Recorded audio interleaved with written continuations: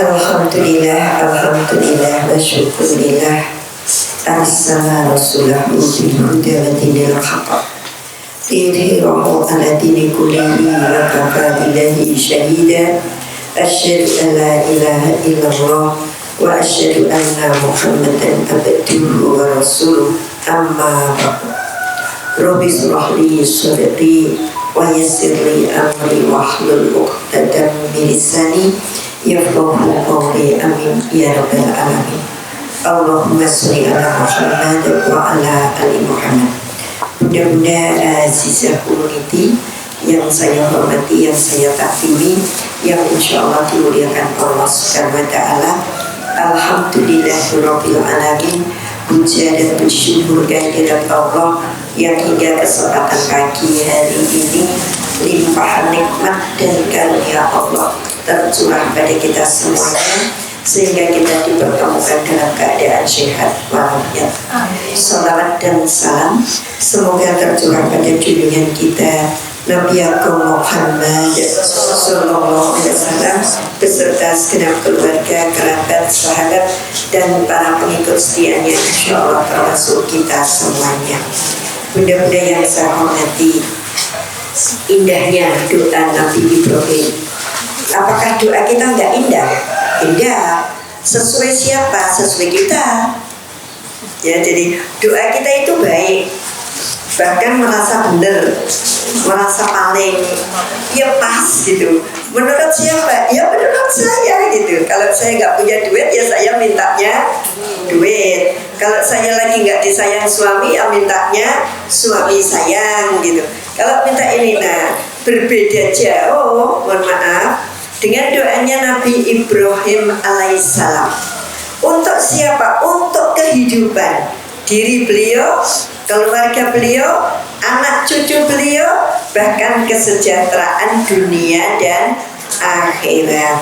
Bunda, saya tahu diri hari ini sibuk terima rapot anak, cucu dan sebagainya. Ketika cucunya datang ditanya juara Inoli, ranking berapa, pertanyaan yang tidak salah, tapi ada yang lebih penting dari itu ya. Jadi pertanyaan ini tidak salah, tapi ada yang penting dari itu. Doa memohon jodoh untuk anaknya tidak salah, doa mohon rezeki tidak salah, doa mohon karirnya naik tidak salah, tapi ada yang lebih penting dari itu. Jadi kayak orang bilang, mak engkau ngadeg ya ora salah, wong ra dosa. Ning ana sing luwih apik tinimbang kuwi. Ngapa? Lungguh dan yang penting sunah, kan gitu. Jadi hidup ini kan ada tingkatan. Sekalipun kita bisa berkata, ya ora apa-apa wong ra dosa, tapi kan ada yang lebih baik. Apalagi ada yang sunah, dapat pahala. Kenapa kita milihnya kok sing penting ora dosa? Nah, monggo Bunda kita tadabburi 3 ayat, insya Allah selesai.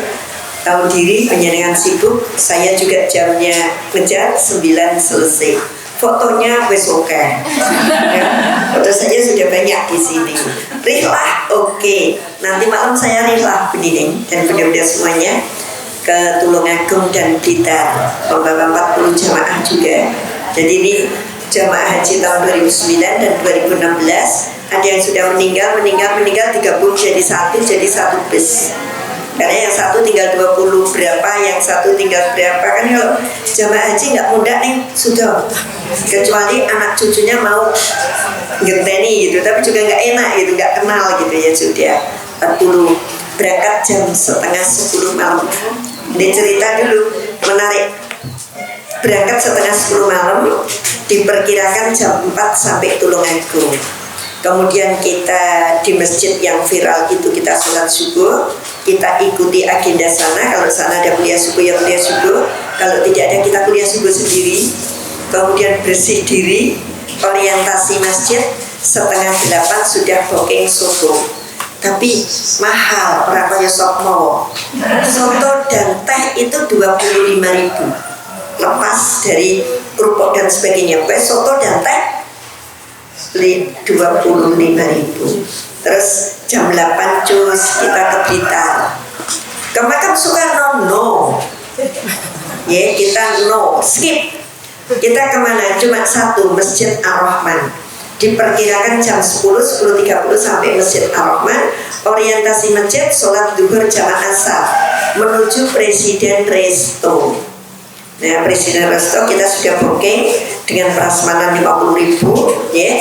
Terus kita makan, pembagian atau tuker kado silang di situ. Terus OTW Jogja mampir oleh-oleh. Diperkirakan besok sore jam 9 sampai Jogja. Jadi nanti jam 9 berangkat, besok jam 9 sampai Jogja. Ini relahnya wong tua-tua. Jadi orang mikir anak ini mau mati, sing nom-nom beda. Rasa nginep kaduan gitu ya. Kalau kami ini kan jamaah haji 2009 otomatis banyak yang sudah tua, jadi nggak tinggal. Malah anak ekor ngeterkin yang ngumpul di mana rumah sakit Hidayatullah. Jadi saya numpak motor kita titip di rumah sakit kayak keluarga di mondok gitu ya, titip jus. Nanti malam saya rela Tulungagung lanjut kita Masjid Al-Fatah dan Masjid Ar-Rahman, ya. Karena nggak boleh pakai mukena baju kaos yang niko-niko. Kalau pakai niko-niko disiling rompi. Iya, di Masjid Ar-Rahman itu banyak rompi gede gitu. Nanti kalau ada orang pakai kaos tulisannya becek ke titik Allah rupamu kan gitu. Terus disiling rompi, suruh sholat pakai rompi. Mukena yang terlalu tipis dengan gambar yang coret-coret macam-macam, terus disiling mukena yang ini. Jadi akan tersedia banyak minum, Bu. Ada jumbo air putih, kopi, teh, jahe, jejer-jejer gitu ya. Milih jahe boleh, kopi boleh, teh boleh. Kok tahu? Saya sudah survei sebelum ngajak orang. Sebelum ngajak jamaah itu sudah survei duluan, makanya sudah pesen prasmanan, sudah pesen ini itu sudah tanggung jawab kita. Kecuali penjaringan sudah benar minta tolong, itu beda meneh, itu besar masing survei gitu. Oke. Surat Al-Ibrahim ayat 35. Allah berungkap, wa iqala Ibrahimu rabbi ja'al hadzal balada amina waj'alni wa baniya an na'budal aslam.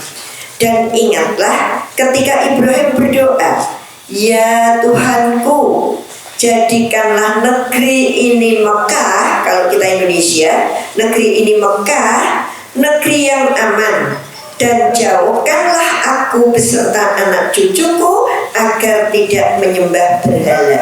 Bunda, keamanan suatu negeri diminta oleh Ibrahim, bukan biar anakku hidup kenyang, anakku hidup merdeka, bukan, agar anakku tidak menyembah berhala. Berarti kenyamanan yang pertama, keselamatan yang pertama diminta adalah keselamatan akidah, bukan yang lain. Kenapa Nabi Ibrahim mintanya spesifik berhala? Karena Nabi Ibrahim hidup di zaman orang-orang menyembah berhala. Karena Nabi Ibrahim dimusuhi oleh Raja Namrud, penyembah berhala, cetakan bapaknya Ibrahim. Entek-entekan itu dimusuhi. Kemudian Nabi Ibrahim mengenang itu semua. Ternyata bahaya hidup di sini. Bahayanya apa? Hidupnya nggak tenang, nggak aman kecuali menyembah berhala. Maka dia mohon hidup yang tenang, negeri yang aman, yang anak cucunya tidak menyembah berhala. Artinya doa orang tua yang pertama adalah doa mohon ketauhidan. Doa mohon anak cucu kita Islam sampai mati. Kenapa? Pernah saya matur masuk surga bersama keluarga. Di surat Tur ayat 21, siapa yang masuk surga bersama keluarga? Yang seiman, dan mereka sama-sama mengerjakan ibadah yang balance, yang cocok, yang seiman. Seiman bapak ibu rajin sholat, anak tahu sholat, ya itu. Maka ku anfusakum wa ahlikum naro dikatakan bagaimana itu implementasi kepada keluarga. Jawabnya, yang diwajibkan padamu wajibkanlah kepada anak cucumu. Yang diperintahkan kepadamu perintahkan juga kepada keluargamu. Biar apa Bu? Masuk surga bersama keluarga. Jadi Allah mewajibkan kita sholat, maka anak keturunan kita juga wajib hukumnya untuk sholat.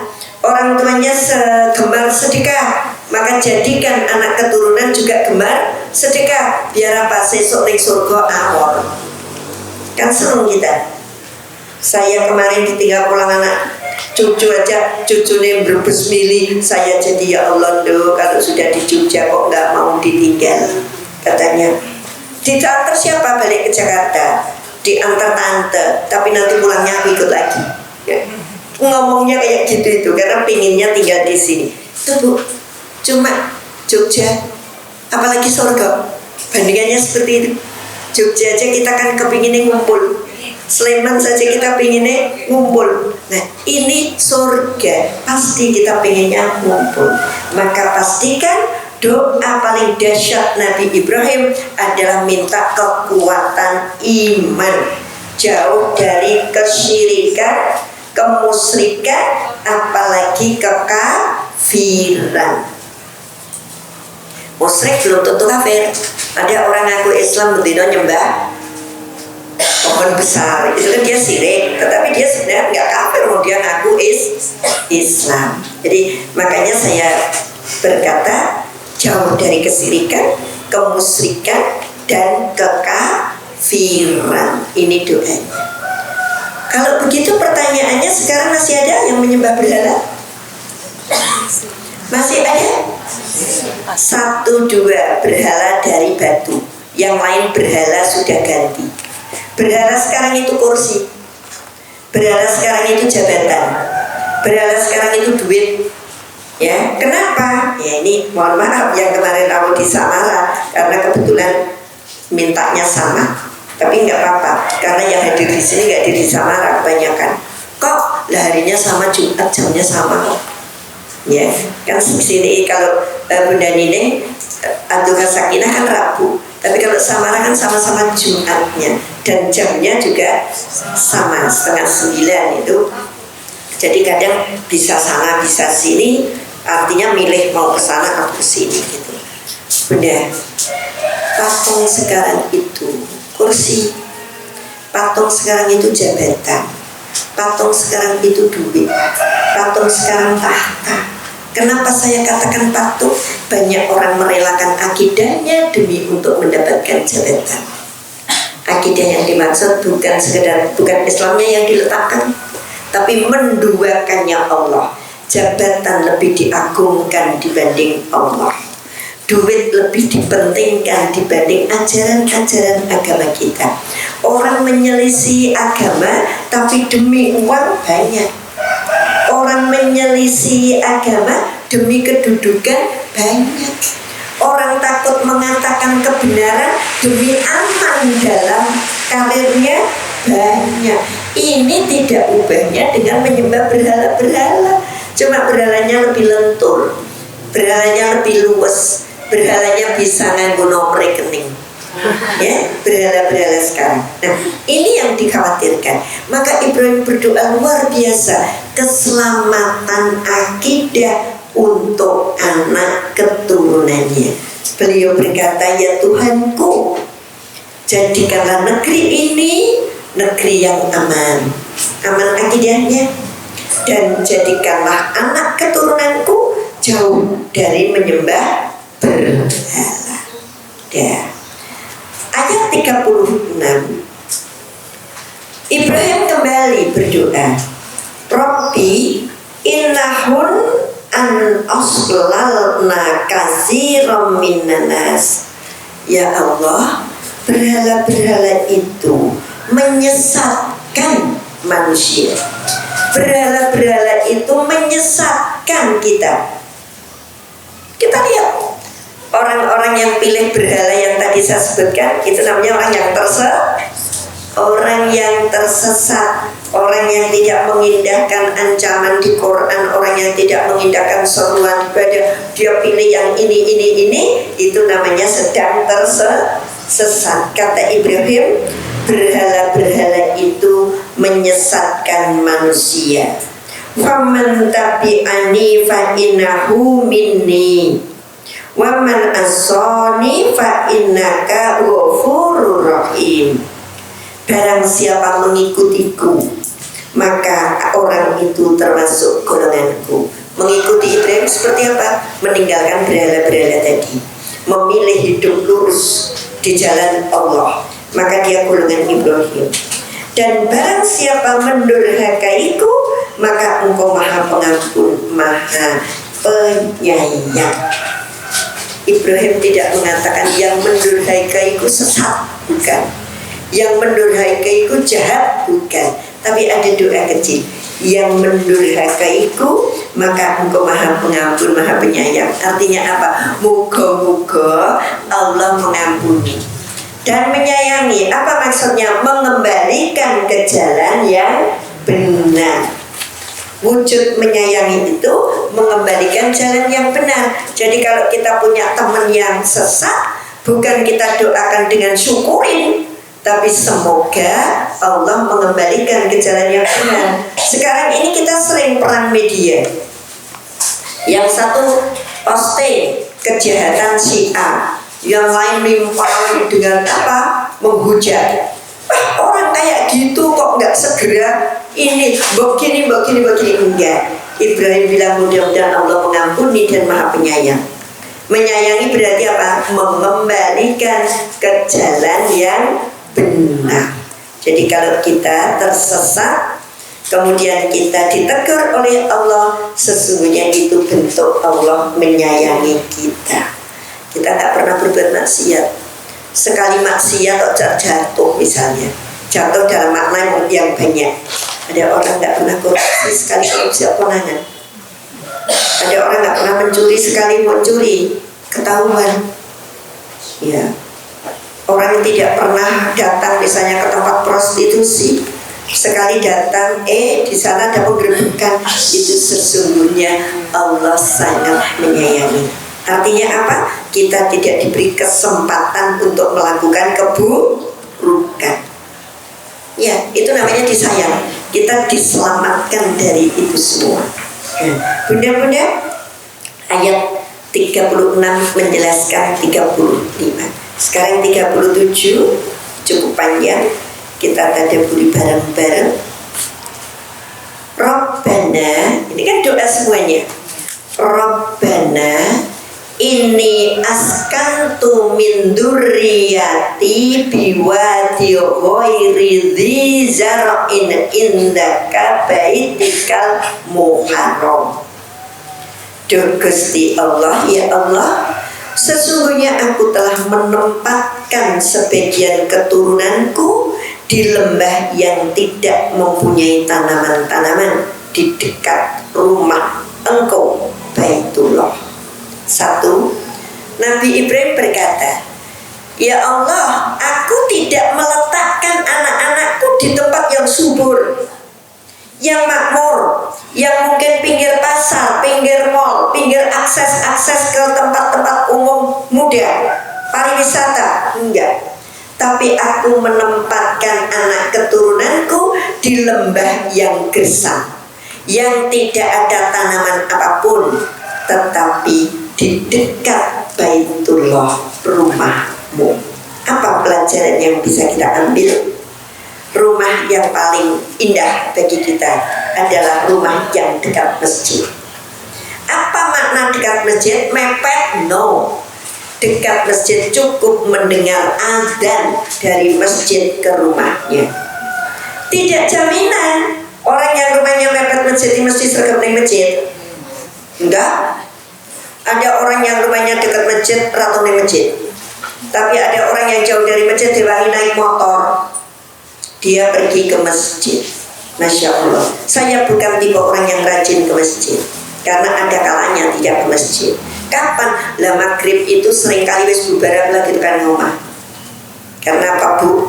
Misalnya pengajian selesai jam 5.15, ngisi ning Banteng.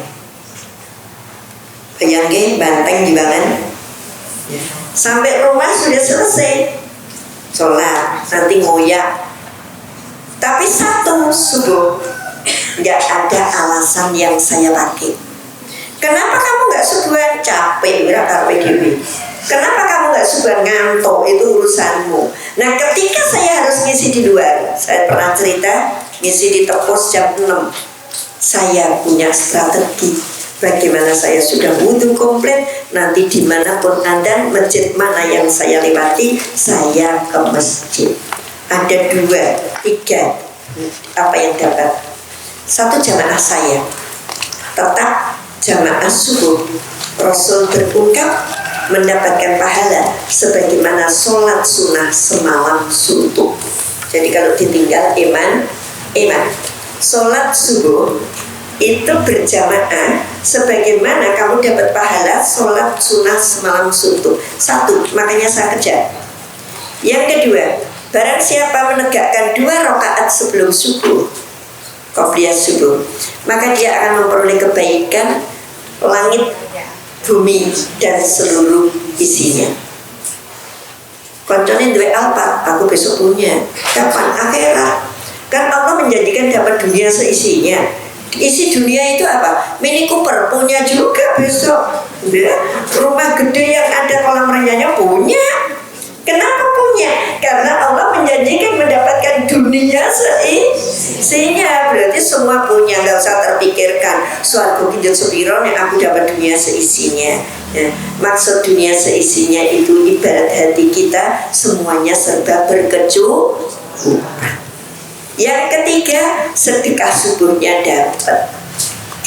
Ya, malaikat mengamini doa-doa kita jelang sedekah subuh dan Allah mencukupkan. Jadi kalau subuh itu masya Allah, iman.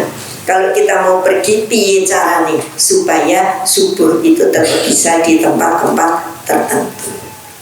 Adzan subuh, oke, di Payak. Adzan subuh di Patro. Adzan subuh di mana? Ya sudah, kita udah wudhu, sholat di situ, habis itu cus jam 6 sudah sampai. Besok Ahad saya di Pracimantoro. Nah kalau dari gitu saya harus paling enggak patok ke sana subuhnya supaya nyampe. Tapi kita kerja. Nah ini apa kata Ibrahim? Aku tidak meletakkan atau meninggalkan anak-anakku di tempat yang mudah untuk memperoleh dunia, tapi aku letakkan anak keturunanku di pinggir rumahmu ya Allah, Baitullah. Ini yang dibikin. Kenapa harus diletakkan di Baitullah dekat rumahmu? Rabbana liyuqimus shalah. Yang seperti itu agar anak-anakku mendirikan sholat. Jadi nomor 1 yang diinginkan Ibrahim, bagaimana anak keturunan itu mendirikan sholat. Sehingga doanya spesifik di ayat 40, Rabbi ja'alni muqimas sholat wa min dzurriyyati rabbana wa taqabbal du'a. Jadi di sini sudah saya meninggalkan anak keturunanku di dekat Baitullah supaya dia sholat. Di ayat-ayat berikutnya, ini 37, di ayat 40-nya spesifik. Khususon bab sholat, Kanjeng Nabi Ibrahim berkata, Rabbi ja'alni muqimas sholat wa min dzurriyyati rabbana wa taqabbal du'a. Ya. Nanti globalnya saya jelaskan lagi kalau waktunya masih ada. Faja'al af'idatan minanas. Bagian berikutnya masih 1 ayat ini. Ya, setelah Rabbana liyuqimus sholata faja'al af'idatan minanas. Apa artinya? Ya Tuhanku, jadikanlah hati sebagian manusia cenderung kepada mereka. Artinya apa? Ya Tuhanku, anak keturunan, istri dan anak-anakku yang kutinggalkan di situ menarik perhatian manusia, menjadi kesayangan banyak orang, atau dengan kata lain orang lain condong untuk menyayangi. Ini doa yang luar biasa.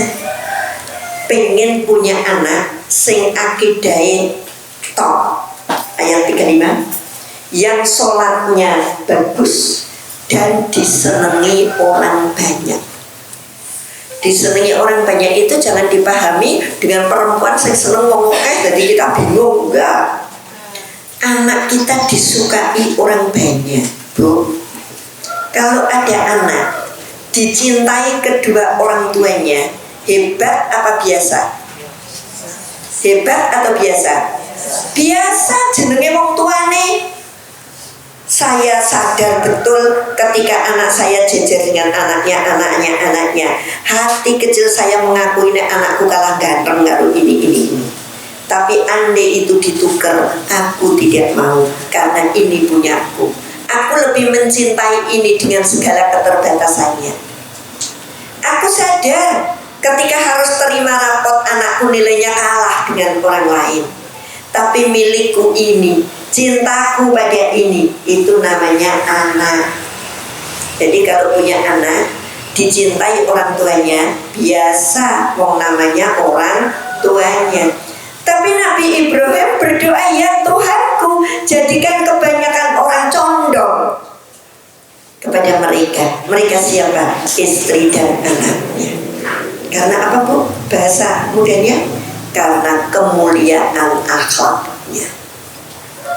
Jadi doa pertama tadi akidah, kedua ibadah, yang ketiga itu akhlaknya. Orang dicintai orang banyak kalau jadi mau ngapain? Orang kaya belum tentu dicintai orang banyak. Apalagi kalau kekayaannya nggak benar, malah dicibir banyak orang.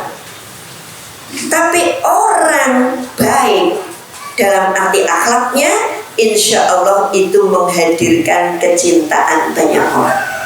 Saya bilang, ada anak punya apa-apa. Punya apa-apa? Dia anaknya orang berada, fasilitasnya cukup, mau apapun bisa. Tapi dia sederhana. Rambut dipotong normal, celana ya utuh, ketemu orang ya santun, naik motor nggak ugal-ugalan. Bahkan dia ngerti, oh sana pantesnya motor, nggak perlu mewah-mewah harus apa. Semua orang, ya Allah, putrane Busia, anak kok nyenengke, wong tuane bahagia, awake dhewe sing dadi tanggane dhewe kok melu seneng. Akan sebaliknya, ada anak ugal-ugalan, dilihat dari penampilannya sudah nggak menarik, perilakunya nggak karuan, orang tua yang santai di rumah kena getahnya. Kuwi ra tau diajari bapak ibune kok, jadi bocah kok dibeli. Padahal bapak ibunya nggak kurang-kurang ngajari. Tapi apa? Dia tidak menghadirkan kecenderungan dari orang lain, tapi justru antipati. Rasa dolan karo kae. Di anake putri dicedhaki wendo, ada diopo nek kowe karo kae. Semua karena apa? Akhlaknya yang tidak baik. Maka Nabi Ibrahim memohon kepada Allah agar anak-anaknya ini, anak keturunannya itu berakhlak baik. Dengan akhlak baik menghadirkan kecintaan orang lain. Ini dulu. Yang keempat, nanti penjelasan lanjutnya. Apa kalau Ibrahim sudah memiliki anak yang taat kepada Allah, yang tidak menduakan Allah, yang ibadahnya bagus, yang akhlaknya baik, terus Ibrahim mendiamkan saja ketika anaknya kelaparan? Apakah Ibrahim kemudian tidak bertanggung jawab atas rezeki anak-anaknya? Apa Ibrahim kemudian tidak berupaya dengan sungguh-sungguh supaya istri anaknya cukup? Ternyata Ibrahim kembali berkata, tahwi ilaihim baryuhum minas samaroti la'allahum yaskurun. Apa katanya? Kata Ibrahim, Ibrahim, dan berilah mereka rezeki dan buah-buahan, mudah-mudahan mereka bersyukur. Jadi setelah jaluk imannya kuat, ibadahnya bagus, akhlaknya baik, Nabi Ibrahim baru minta rezeki untuk anak-anaknya. Rezeki itu bisa ilmu, rezeki itu bisa jodoh, rezeki itu bisa kesehatan, rezeki itu tentu duit yang sifatnya duniawi. Dan duniawi ini hanya akan bermakna kalau dijadikan alat untuk menuju akhirat. Kaya boleh, bagaimana dengan kekayaan ini kita dapat pahala? Punya anak boleh, tapi bagaimana dengan punya anak ini kita mendapatkan pahala? Punya istri, punya suami boleh, bagaimana kehadiran suami istri ini bisa mencetak pahala? Itu yang dibutuhkan. Jadi doa Nabi Ibrahim begitu terstruktur. Bagaimana dengan doa kita? Kewalik, Duh Gusti Allah, mugi paduka paring anak kula pinter, kira. Duh Gusti Allah, mugi paduka paring rezeki, mugi ketemu jodoh, mugi ini itu. Lupa. Kalau nggak lupa pun taruh belakang. Setelah mau pergi baru Rabbi jalani mugi masalah. Ternyata rong sida ndonga kuwi telpone muni dadi ra tau ndonga akhire. Ini Bu, struktur doa Nabi Ibrahim betul-betul akhirat dunia. Kita dunia baru akhirat. Lah nek duniane wis akeh banget, le lungguh wis keju, akhirat terasido. Yang sekian persen itu jujur kita berdoa itu dunia. Itu tadi nyuwun rezeki, nyuwun jodoh, nyuwun urip pepenak, nyuwun anake juara, nyuwun anak elek itu gawean, nyuwun ini itu boleh. Itu enggak salah. Tapi ada yang lebih penting dari itu. Apa yang lebih penting? Oke. Inna dina indallahil Islam. Nomor 1 tadi. Jadi wong Islam ngantek mati. Nomor 2 nindak sholat. Di dalam sholat sudah mengcover Rabbi firli warhamni wajburni wadini walyubni. Ada yang nambahi wa'afini fa'fu'ani, monggo. Ini sudah komplit. Berarti rezeki sudah termasuk di dalam sholat. Penjenengan bisa rukuk sujud itu rezeki. Penjenengan telinganya dengar adzan itu rezeki. Pendengar bisa berjalan wudhu itu rezeki. Dan di dalam sholat banyak sekali kita mohon semuanya kebaikan-kebaikan dunia, terutama dalam duduk di antara 2 sujud itu mohon untuk dunianya cukup banyak. Yang ketiga nyuwun disenengi wong oke. Kembali ke karakter. Ini tadi kan baru tak baca, sekarang karakter. Hancurnya bangsa ini itu karena karakter yang tidak baik. Mencuri menjadi kebiasaan, membunuh bukan lagi hal yang menakutkan, membohongi orang satu kesuksesan. Wah, tak aku sih orang ngerti. Bangga kan dengan kesuksesan. Melakukan hal yang salah itu hore-hore. Dia anak malah bilang, wah aku tadi nganggo helm nabrak lampu merah ya ora kecekel kok. Ini kan wujud-wujud kecil. Dimulai dari yang kecil kita sudah berlaku bohong. Maaf Bunda, menceritakan keluarga, saya minta maaf. Nah, ini korban masih 1 ember. Di tempat saya terbiasa pakai kemarin toples yang ada tutupnya. Kita sejak pandemi tidak menggunakan tas kresek, tidak limbah. Jadi sohibul korban beda. Yang korban itu saya belikan toples kerupuk, ada tutupnya yang muat kalau 2 kilo tambah balung tambah apa penuh gitu. Jadi beli 120. Untuk sohibul korban itu sudah berjalan dari tahun 2020. Selalu kita beli, nggak buat kresek gitu. Masih 1 bagian. Yang itu dapat. Ini jatahnya Pak Si A, ternyata Pak Si A tadi udah bawa. Terus gini, tak kek ke siapa gitu. Saya bilang, kembalikan saja ke panitia. Suami saya jawab, aku ya panitia. Gitu, aku juga panitia. Tapi ini milik bersama. Kita serahkan kepada panitia secara umum. Kan di grup aja bisa. Ini masih ada satu, silakan. Lah kok ribet? Untuk baik dan benar memang butuh ribet. Nanti juga nggak aku makan, wes engkau tak kekik uang. Iya, kalau mau ngasih orang yang di kulkas itu diambil, dikasihkan. Karena itu sudah punyaku. Kan Shokibul Korban selain dapat Shokibul Korban ada jatah. Nah Shokibul Korbannya tak minta semua. Artinya anak saya korban, saya korban tak minta. Loh kan korban nggak harus atas nama anak. Ini ceritanya anak sudah tua. Anak tinggal di Jakarta, kemudian ngirim, saya korban di rumah saja. Saya korban di rumah berarti banyak. Sudah, kita sudah dapat full itu. Kalau mau ngasih saudara, ngasih relasi bapak, ambil yang ada di kulkas, itu hak kita penuh. Tapi ini kepanitiaan, resminya kembalikan dulu kepada panitia. Nah, ketika beliau bilang, kok ribet? Nah, pancen bener kuwi nganggo ribet. Akhirnya apa Bu? Kemarin sore pada penyembelihan tempat saya itu hari Selasa. Kemarin itu sudah hari Kamis. Masih tersimpan di freezernya ketua panitia. Kita ambil dua berarti 4 kilo lebih. Dah Mbak, dikreseki jadi 6 atau dari berapa? Cedak rumah sakit urusan tukang becak akeh. Dah dicendal ke motor mubeng sama panitia. Ubengke. Ini sudah keikhlasan semuanya. Boleh, sudah nggak tasrik. Yang dibatas tasrik itu nyembelihnya, bukan ngedungke. Ini kan nunggu dulu.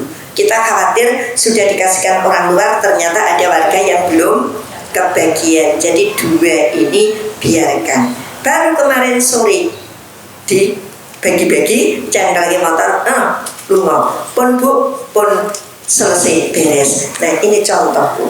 Mau menumbuhkan tanggung jawab, jujur dan sebagainya itu susah. Maka butuh ribet-ribet itu. Ya, aku mau ke sana minta tanda tangan, sekali tak tanda tangan itu kan praktis. Tapi benarkah itu? Belum tentu. Nah, Ibrahim nyuwunnya kepada Allah punya anak yang soleh, yang akhlaknya baik.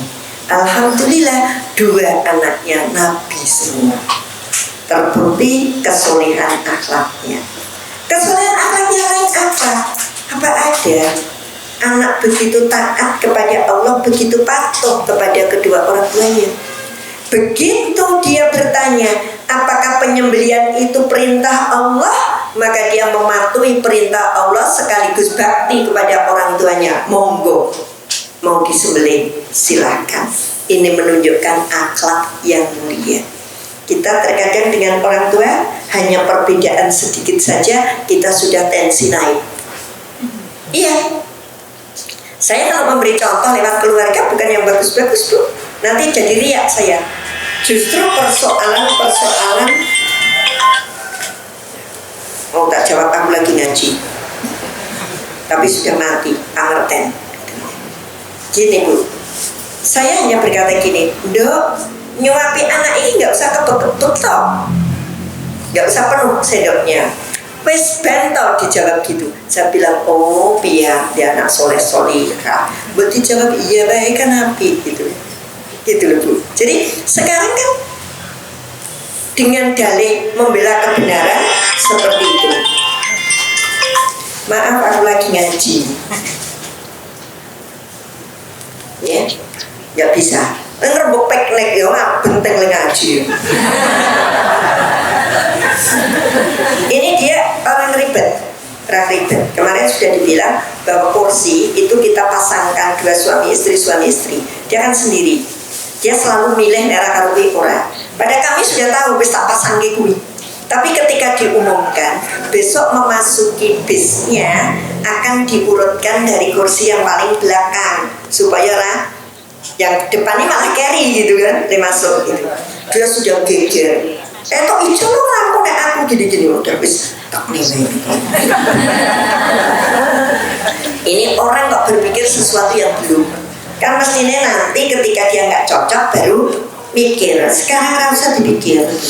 Nah, jadi udah selesai. Saya tuh tok nek galak kamu tegas kamu, tapi itulah pemimpin harus konsisten dengan apa yang jadi aturan kita. Nah, bunda-bunda, ini akidah yang akhlak yang diperjuangkan oleh Nabi Ibrahim. Anaknya turut pada orang tuanya, sama Allah luar biasa. Ini yang menjadi kesukaan kita. Nah, yang terakhir, rezeki dituruti enggak setelah akidahnya oke, setelah ibadahnya bagus, setelah akhlaknya luar biasa, dituruti enggak rezekinya? Dituruti. Mekah yang panas, padang pasir yang tidak ada tumbuh-tumbuhan sedikit pun, tapi berkat kaki mungil Ismail ada air yang istrinya berkata jam yang ngumpul yang itu artinya ngumpul harus menjadi nek ngene dhewe klaten umbul. Ya, jadi mata air ngumpul. Mata airnya diangsu jutaan manusia tiap hari, tidak pernah nguras. Tidak peduli musim kemarau, tidak musim hujan, selalu melimpah airnya. Pertanyaannya, Bunda, bukankah yam-yam itu gratis? Yam-yam gratis di sana. Mau ngambil berapa ember kalau bisa gratis. Mau dipakai mandi di hotel silakan kalau bisa gratis. Bahkan 1 galon yang di sini 600.000, di sana 15 real. Bayar airnya enggak, wadai. Jadi toko-toko yang menjual sudah kemasan itu bayar 15 real, ngijoli botol dan dusnya. Yam-yamnya gratis. Kenapa rezeki mereka melimpah ruah? Karena syarat ambil yam-yam kudu numpak pesawat. Nginep di sana paling enggak 1 minggu, 10 hari, 12 hari, 1 bulan, 40 hari. Saat itulah mereka membantu buka hotel, melayani catering, menjadi pemandu, dodol ini itu, kena ini semuanya bayar. Apalagi kalau pesawatnya Saudi. Udah, itu yang membuat mereka kaya raya. Bukan yam-yamnya itu langsung mendatangkan duit, tapi syarat mengambil yam-yam itu yang menjadikan sana kaya raya. Bisa kita ambil yam-yam dari sini? Nggak bisa. 600.000. Kenapa 600.000? Yam-yamnya numpak pesawat. Ya, jadi bayar yam-yamnya numpak pesawat yang gowo. Ini loh, doa Nabi Ibrahim. Di sana banyak rezeki. Pada kita awalnya Masya Allah, masa ngomong itu banyu. Tapi kita lihat airnya ini luar biasa. Nah ini Bu, monggo ketika kita doa untuk Allah, untuk ibadah, untuk akhlak, rezeki menyertai, jangan takut. Kalau kita doa anaknya sholat, kan tadi rezeki menyertai, ada doa ini. Kalau kita berdoa anaknya mengagungkan Allah sepenuhnya bulat, maka Allah juga akan memberi bulat. Kemarin saya ditanya oleh mbak-mbak yang biasa bantu di rumah, Bu, besok Jumat berkahnya libur apa enggak? Kenapa? Kamis kalau Dorepa nggak belanja, Jumat berkah libur. Sekarang misalnya Allah nanya gini, Jumat rezekimu tak libur, lebih dia ketawa. Iya Bu. Jadi saya ditanya, Jumat berkah libur enggak? Kalau Allah kemudian nari kita, besok rezekimu libur mau enggak? Sederhana loh Bu. Ya, kita mencoba berpikir seperti itu. Kadang kita sesuatu yang kata Nabi continue, meskipun sedikit. Yang diutamakan jumlah atau kontinunya? Kontinunya. Ya Rasul, ibadah apa yang disukai oleh Allah? Yang kontinu meskipun sedikit. Bukan masalah banyaknya, tapi kontinunya. Ini yang sering saya katakan. Meskipun duha kita repot 2 rakaat, tapi lakukan, jangan sampai kurang. Meskipun tahajud hanya sempat 2, lakukan, ojo ganti orang. Baca Quran, lakukan rakatan 1 ayat, jangan sampai enggak. Karena apa? Karena Rasul ngendika continue meskipun sedikit. Ya, jadi intinya di ajetnya ini. Maka ketika kita mampu sedekah 2.000 rupiah ning ajet, 5.000 ning ajet. Dengan ajet ini sudah 1 poin dari Nabi continue. Mudah-mudahan itu saja. Monggo masih ada waktu yang cukup 10 menit atau 12 menit untuk tanya jawab. Silakan.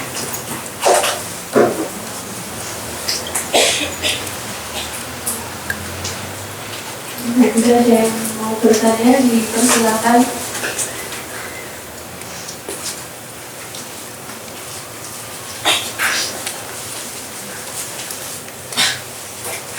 Tidak ada seperti itu. Ada ya.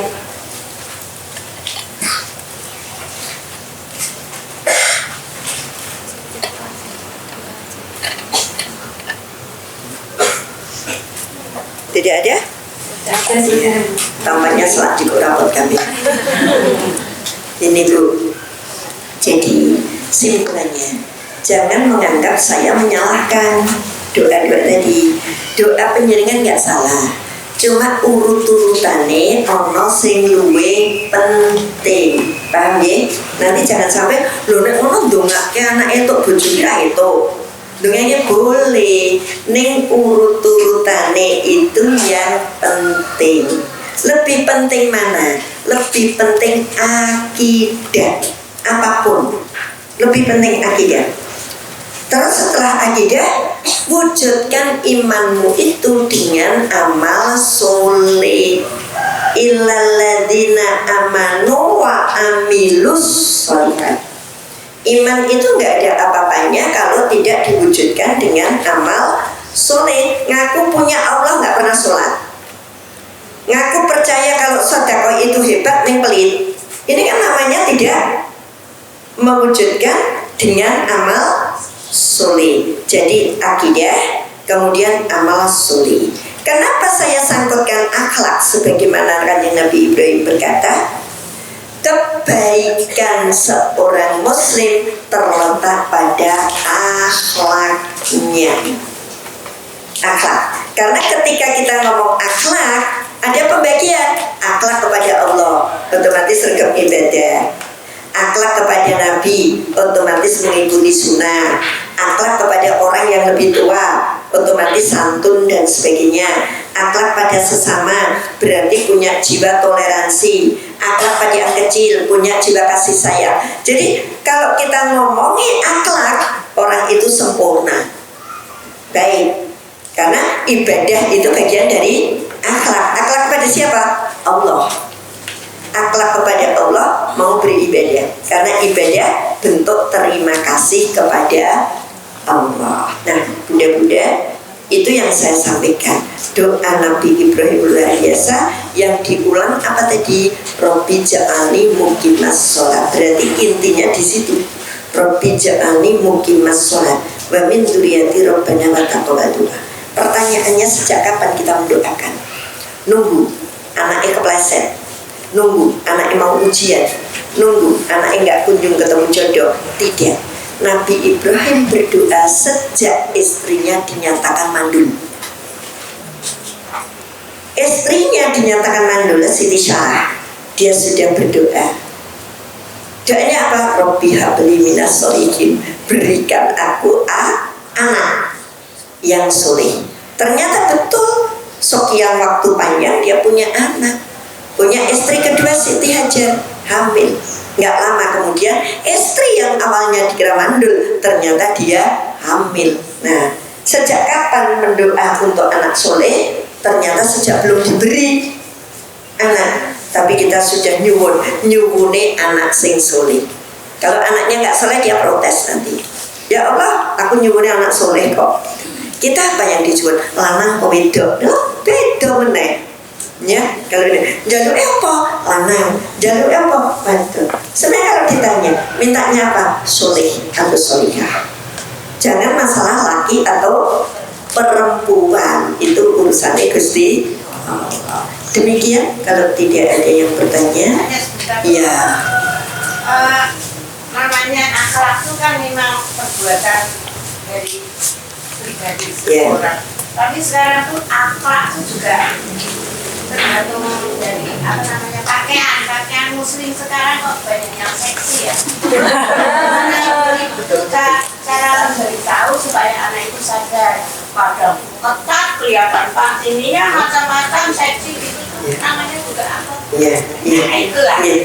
Gini Bu, tadi saya ngatur akhlak itu banyak. Akhlak kepada Allah ibadah, akhlak kepada Rasulullah ittiba Rasul. Nah, memakai busana muslim itu termasuk bagian dari ibadah karena ada di Al-Quran, bagian dari ittiba Rasul karena di beberapa sunnah Rasul juga menyerukan untuk menutup aurat. Kemudian akhlak itu sendiri kepada Allah, kepada Rasul, kepada manusia, kepada diri sendiri.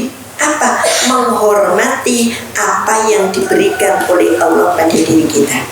Kalau kita tidak menghormati milik kita, terus siapa yang akan menghormati? Kalau kita tidak menjaga apa yang diberikan pada kita, terus siapa yang menjaga? Kalau jogging Bu, jujur saya sudah seminggu, berarti tidak, sudah dari hari Ahad ya, Sabtunya itu sempat, Ahad, sekarang hari apa ini, Jumat, 5 hari enggak olahraga, enggak jogging. Di depan saya, astagfirullah, saya mau nyelip dia, layu kurang banter, lebih banter dia.